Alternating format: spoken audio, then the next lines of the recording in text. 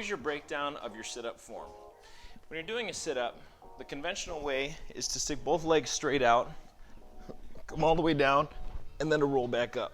Now, modern studies in physical therapy have shown that when we take your lower spine and we repeatedly make it go through a full flexion extension, that you actually end up creating some dysfunction through your lower spine and increasing what's called shear force, which puts you at an increased risk for disc injury and disc pain. One of the ways that we decrease this pressure is by putting something like an ab mat or a small rolled up towel or a pillow underneath your lower back. When we do that, we stop you from hinging up from the hips and allow you to instead feel like your abdominals lengthen and then close back down.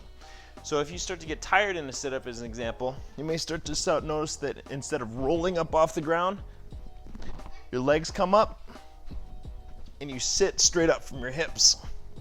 We can prevent that in two different ways.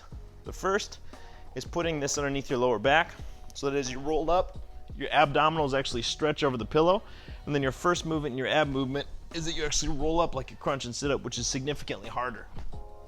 The other way that we do that is by taking your feet and putting them together and then allowing your knees to splay to the outside. When we do that, we take your hip flexors out of the equation, so now you're all abs. If you're doing a high rep version of this, go ahead and take your hands and bring them all the way up to the top. Allow yourself to swing forward a little bit. That'll get you over that first little hump of your hips feeling like they're doing most of the work, and dump it into your abdominals. So the high rep setup looks like this.